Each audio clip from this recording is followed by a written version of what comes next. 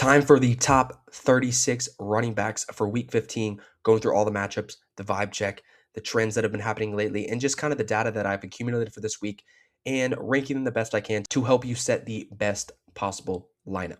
So, with that being said, let's get right into it and let's talk about the three guys at the top, the guys I think that stand out above the rest at this point in the season: Christian McCaffrey, Devon Achane, and Jahmyr Gibbs. I know you probably don't see Bijan Robinson, especially after his big game, and Jonathan Taylor, but I have Bijan ranked a little bit lower because, of course, the quarterback issue and Jonathan Taylor as well. Philip Rivers is going to be starting, and I don't think that's going to be a good thing for Jonathan Taylor and his production the rest of the way. So, like I said, Christian McCaffrey at the top here, one of the better matchups of the week versus Tennessee. I believe they are bottom 7, bottom 8 versus running backs. Tennessee sucks.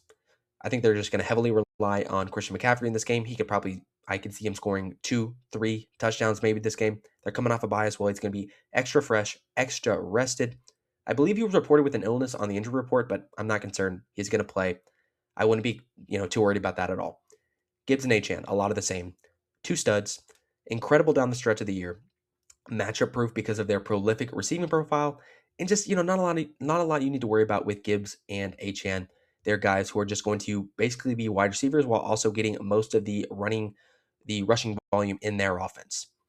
My mid-range RB1s: James Cook, Derrick Henry, Jonathan Taylor, and the guy who just dropped 30 points on Thursday Night Football, Bijan Robinson. I'm not going to lie, I was docking him because of the quarterback play and the lack of offensive firepower. I thought they were going to just stack the box versus Bijan, force Kirk Cousins to beat him. Looks like it didn't matter. Bijan had like 80 yards on 8 catches, something like that through the air. He had a rough week 14, so I was taking that into consideration. I thought that might leak into this week. They haven't been good on offense with Kirk Cousins, so I was docking him because of that. But Bijan Robinson, this is another reason why these studs, these guys who get involved in the team game, are so valuable. Bijan Robinson just showed exactly why. Jonathan Taylor, I fear may make me pay as well, but I'm not as worried about him as I am if I were to dock Bijan Robinson, just because Jonathan Taylor does most of his work on the ground. He gets involved a little bit in the receiving game, but just not as much as Bijan Robinson. He's not as much of a threat as he is in that, type of role. Philip Rivers is going to start this week. Weird, yikes. I don't know what to expect from it. He's playing one of the best defenses in the NFL as well. Seattle has been rolling as of late. That defense has been killing opponents. I'm not going to expect a lot. I think just temper your expectations with Jonathan Taylor here and down the stretch. Unfortunately, he's been a 23.8 point per game scorer, and it's just unfortunate at this point that his great season is going to likely be hindered by the quarterback play and the loss of Daniel Jones. Derrick Henry, the absolute best matchup of the week. Cincinnati, dead last as running back. I wouldn't be surprised if he scores 3 touchdowns, if he goes for over 200 yards. He is going to torch this defense. I just have a crazy feeling that Derrick Henry is going to kill a lot of fantasy managers' dreams this week if they're playing him. Hopefully it doesn't happen to you. I hope it doesn't happen to me as well. James Cook, he is here as well. He was I believe, the guy at the top of this tier. New England is number 3 versus running back. I am not concerned too much because I think he's going to be heavily involved. They're going to lead a lot on James Cook and a lot on Josh Allen, the two best players in a huge game, huge division outcome versus the New England Patriots. So James Cook, he's been more involved in the receiving game as of late as well, and he's just a really good running back. So I'm trusting him here as a mid-range RB1. Let's close out the top 12. A group of 5 guys: Kyron, Josh Jacobs, Bucky Irving, RJ Harvey, and Quinshon Judkins, who we will talk about in a second. He snuck into the top 12. Let's briefly talk about Bucky Irving, though. He played Thursday Night Football. Not a great showing, less than 10 PPR points. Got a lot of touches. He had an above average matchup as well, but just wasn't able to get home. I hope this doesn't kill your chances to advance him, because I think that Bucky Irving's outlook rest of the season is really good. I think his schedule is really good the rest of the way. So you hope that you can overcome this pretty poor game by Bucky Irving. But I think that if you do advance, I think there's much, much better days ahead. He's getting the volume, he's getting the work, but just wasn't able to score a touchdown or get involved as much in the receiving game. Kyron and Jacobs are kind of the same. Toughest matchups of the week for sure. They are facing the first and the second defenses versus the running back. Kyron has been losing a little bit of work versus Corum lately. It makes me a little bit nervous, but I think he's shown clear upside. He's shown a clear floor pretty much this entire year, and he's a great bet to score a touchdown or multiple each and every week. Also a big game versus the Lions. Jacobs, we know he's a volume monster. He has upside to score, of course, multiple touchdowns in this offense. Josh Jacobson's coming back has pretty much gotten everything. They haven't really, docked him because of the injury. Rock solid, reliable, super high floor. just a higher floor than most, and a guy that you're, of course, going to want to start as, an RB1 every single week. You may be wondering, though, Quinshon Judkins, why is he this high? I know he snuck into the top 12 just behind RJ Harvey. Jerome Ford, though, hit the IR earlier this week. Also, Dylan Sampson has been ruled out with a couple of other Browns as well. So it's not really looking good for the Browns offense. The only thing that was holding Judkins back was the receiving role, was the routes he was running out of the backfield. Looks like he will get absolutely everything this week. Chicago has been pretty good as of late, but their defense has not been great most of the season. And I think that Quinshon, getting all this volume, will be able to get home and finish as a top 12 running back this week. RJ Harvey going to end it off here. Broncos RB1, 68% of the snaps, 49% of the routes. Hopefully he keeps this bell cow usage up. I think that it is trending towards that happening. They really only have Tyler Beatty, Jaleel McLaughlin in that backfield other than him. He's been awesome in this role, though. He's been productive. I don't see Sean Payton going away from him. I hope he doesn't do one of his weird things, but I think that RJ Harvey's been really, really good this season in this role, so I doubt he's going to go away from him in a big game versus Green Bay. Okay, moving on to high-end RB2s, to kind of mid-range RB2s. It's a little bit of a big group here, but we got Saquon, Javonte, Etienne, Travion Henderson, and Chase Brown. Talk about Saquon Barkley first. He finally got loose last week. He also has another great matchup versus Las Vegas. They are bottom 10 versus running backs. I love his outlook for the playoffs.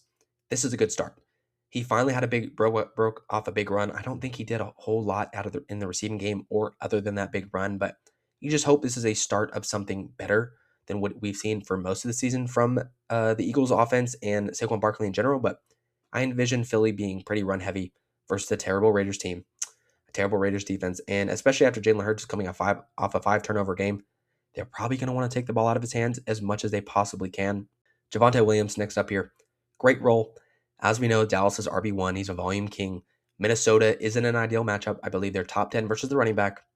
But I love this Dallas offense. I love the amount of points they can put up each week and the amount of, opportunities for touchdowns that Javonte Williams has to score each and every week. Chase Brown has simply been awesome since Flacco took over. And of course, Joe Burrow coming back. Big volume added on to T. Higgins pitching this upcoming week. I think that they're going to rely even more on Jamar Chase and Chase Brown. I think it equals more touches for him, and I think it equals more looks overall. So I love Chase Brown in a pretty solid matchup versus Baltimore, who I believe is bottom 12 versus running back. So not very good versus running back. They don't have a great defense overall, and they did not look good last week versus the Steelers. Travion Henderson is one that I think that people might fight me on. In week 13, we saw his role kind of dwindle with Ramondre Stevenson back in, but I do think having a late bye almost helped Travion. He was kind of getting going at the end of the season, and he had that bye week. I hope he gets that post-bye rookie bump, and you'll see more of, the receiving work, and just a huge week versus Buffalo, who is not good versus running. But they're bottom 6. They're one of the worst teams in the NFL versus the run. So you hope that Travion Henderson can get home and just supersede Ramondre Stevenson and take over all his work. I think you would love to see that, but I think the more likely outcome is a 55-45 split or 60-40 split in favor of Travion, especially taking in consideration the post-bye rookie bump. Travis Etienne. He's a mega smash for me this week. Likely a run-heavy game versus the Jets. They are atrocious versus running backs. They are third. They give the third most points per game versus running backs in the entire league. He's a high floor play with potential to score multiple touchdowns. And the amount of red zone opportunities that he's seen the past couple of weeks, I think Jacksonville is going to absolutely crush the Jets. They've been on a roll lately, and Travis Etienne, has been a big part of it. So I expect a huge week from him. Next 4 guys up here in this next year: Amarian Hampton, Ashton Jeanty, Breece Hall, and DeAndre Swift. This is where I see a little bit of a drop off, in my opinion. I love DeAndre Swift in his role, but he's splitting touches with Kyle Monangai, splitting snaps with Kyle Monangai. He is running most of the routes, but Cleveland is not a fun matchup. And I also believe that it is the lowest point total of the week at 38.5. So not going to be a super high scoring game according to Vegas. And I just don't expect him to have a ridiculous going crazy game versus a Cleveland team that has been, for the most part, really, really good versus running backs. Marion Hampton, not the best news here. I heard rumbles, and I think I can pull up this tweet here of the Chargers playing the hot hand in this game. Greg Roman talked about that. I don't love it, but I love the talent, and I would bet on him down the stretch more than anybody, regardless of the tough matchup. Kansas City is number 6 versus the running backs. I get it. It's just a gut pick for me here. He was awesome before the injury. He looked good last week, returning from injury, and I'm just kind of betting on the first-round rookie and a solid offense down the stretch of the season. Jeanty and Breece Hall, they're similar. They're on bad teams. The backup Kenny Pickett is starting for the Raiders, and the third string is starting for the Jets in the case of Brady Cook, making his first start ever. I believe I think he might have been an undrafted free agent. You just hope that both of these running backs get peppered with targets and can maybe find the end zone at some point in this game. I just think they're too talented to put any lower. They can explode on in any given week. You just kind of have to hang your hat on whatever they give you. A small note though for Brees Hall, there's no Mason Taylor. I know he hasn't been like the craziest rookie tight end, but I think you can expect them to give Brees Hall even more looks with them missing another receiving weapon on offense. Let's close out the top 24 here with Woody Marks, Jalen Warren, and Tyrone Tracy. Woody Marks, I don't think that there's going to be any Nick Chubb this week. I think that can mean an even bigger role. We saw it last week versus Kansas City when Nick Chubb did lead the game. It's a good matchup versus Arizona. They are fourth worst versus the running backs. I guess I should have him higher with Nick Chubb not playing and the volume for him going up even more than it already had. It just scares me a little. Agumba Wale, I think it's going to take a little bit more than we think from the receiving game and the passing down snaps. And I hate to say it, but I just have a bad feeling that Wale is going to score a rushing touchdown at some point in this game, and they're going to try to give Woody Marks a little bit of a break more times than they would because he's been beat up a lot this season. He's had a heavy workload for a guy that I don't think is in between the tackle as runner or a guy that should be receiving this heavy of a volume of touches every single week. Jalen Warren, he's in a committee with Kenneth Gainwell. He's kind of dropped over the past couple weeks. He has the goal line role, and he has been pretty good for most of the season. I believe he is just above a 13 point per game score. The Dolphins, the team that they're playing, have been on a roll lately, but they've been facing a couple of bad teams.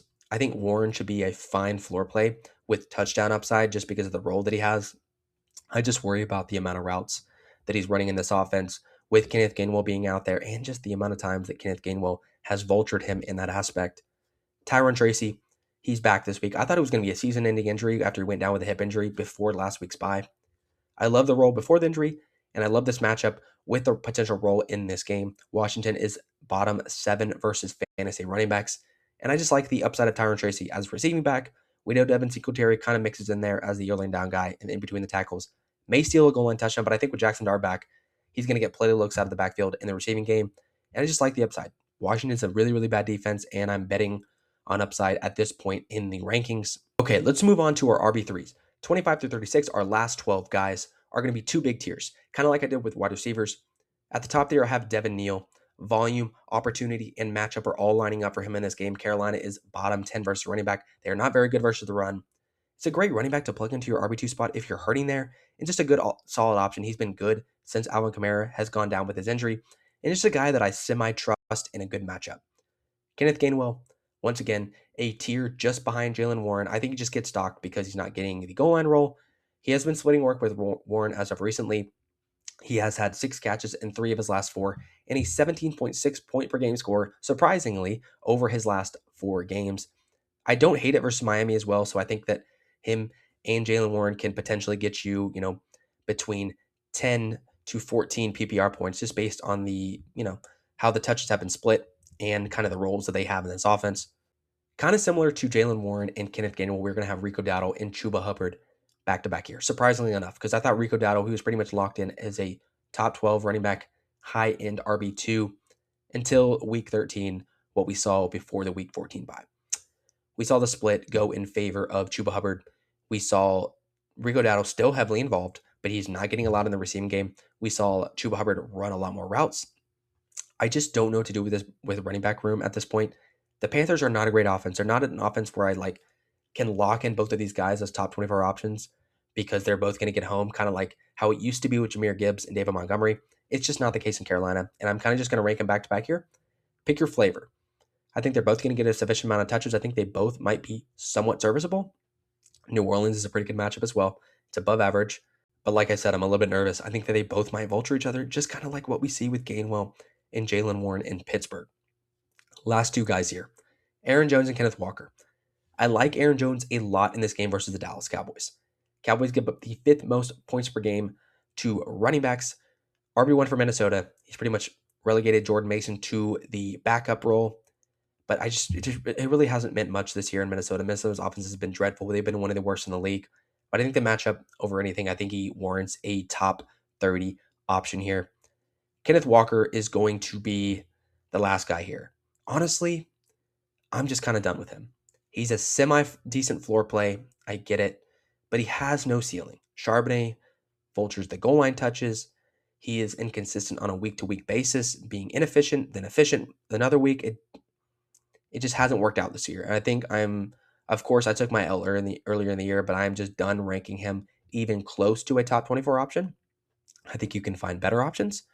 And I don't blame people for starting maybe a couple guys in this tier below.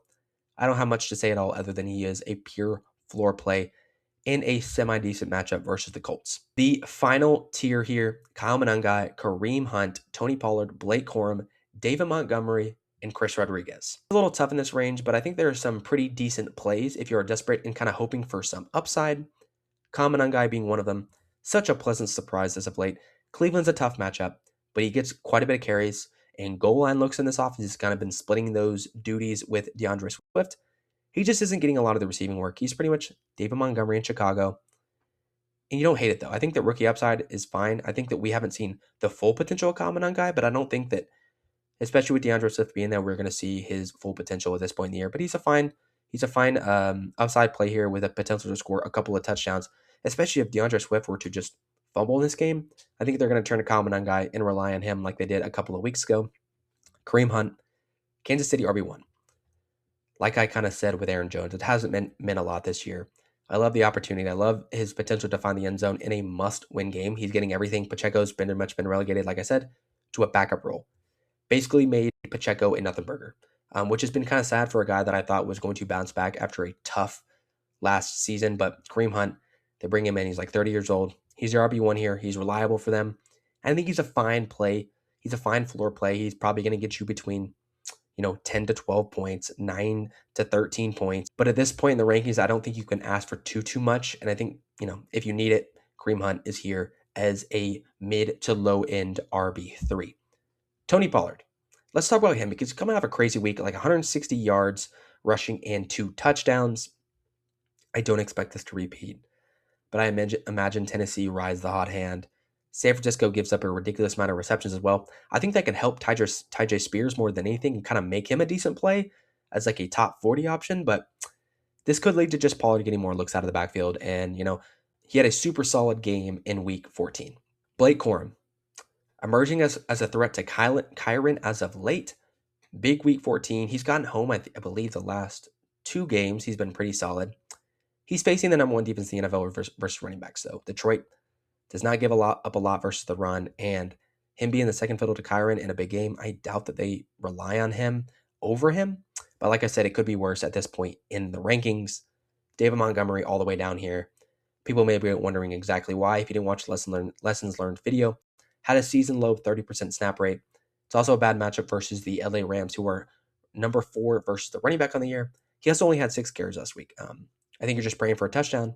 He broke up off a long touchdown last week, but I'm not betting on that every single week, especially off of 6 carries or 8 touches or whatever he got. You can find better plays, and I would, especially in this range. This next guy I wouldn't even mind starting over Dave Montgomery. He's going to be the last guy here, and it's going to be Chris Rodriguez.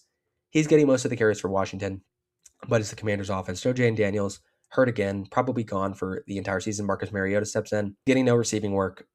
It's a great matchup versus the Giants, though. They're 3rd worst versus running back. You're mostly hoping for a touchdown more than anything, but the upside is kind of capped because of the receiving work and him not getting a full volume of touches on a week-to-week basis. That is going to be all for my Week 15 top 36 running back rankings. I hope I helped you guys out. Hope it gave you guys some kind of insider information and get a good idea of what these matchups look like in Week 15 and help you guys move on to round 2 of the fantasy playoffs. So with that being said, like always, I will see you guys in Week 16. Hope you guys get a win, and I'll see you guys this time next week.